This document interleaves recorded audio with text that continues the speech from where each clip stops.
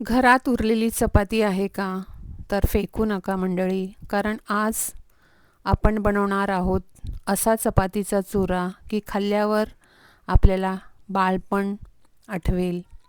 नमस्कार मंडळी, आजची रेसिपी आहे गरिबांची नाही तर श्रीमंत चवीची. लहानपणी आई बनवायची ती आठवणीतली चपाती चुरा रेसिपी. खूप कमी साहित्यामध्ये पण चव अशी की एकदा खाल्ल्यावर पुन्हा पुन्हा मागाल.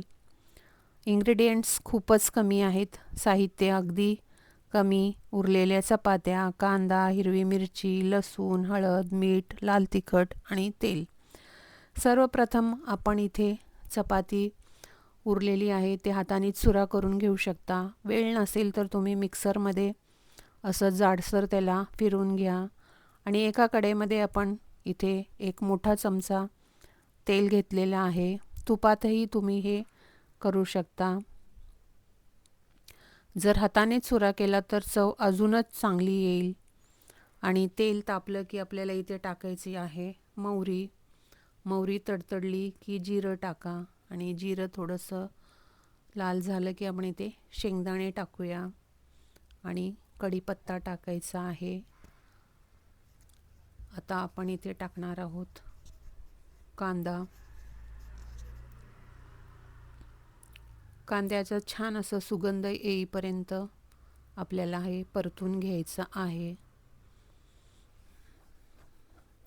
छान गुलाबी रंग होईपर्यंत आपण हे परतून घेणार आहोत.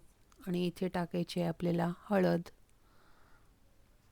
आणि इथे आपण आता टाकणार आहोत तिखट. तिखट तुम्ही आवडीनुसार इथे कमी जास्त टाकू शकता. आणि इथे आपल्याला टाकायचं आहे चवीपुरतं मीठ. मीठ जरा कमीच टाका, कारण आपल्या चपातीमध्ये हे मीठ असतं.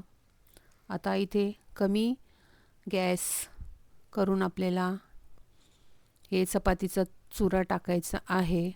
आणि मंद आचेवरतीच आपल्याला हे छान असं कुरकुरीत होईपर्यंत परतत राहायचं आहे. चपाती थोडी कुरकुरीत आणि थोडी मऊ अशी मसाल्याने पूर्ण भरलेली. हा चुरा असा होतो की भाजीची गरज लागत नाही. तुम्ही बघू शकता गरमागरम चपातीचा चुरा तयार आहे. वरून कोथिंबीर टाका.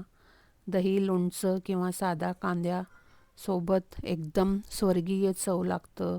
हा चुरा म्हणजे पोटासाठी नाही तर मनासाठी असतो. जर तुम्हाला ही आईच्या चपातीच्या चुऱ्याची आठवण असेल तर प्लीज व्हिडिओला लाईक करा, कमेंटमध्ये लिहा बालपणाची चव. चॅनलवर जर नवीन असाल तर सबस्क्राईब करायला विसरू नका.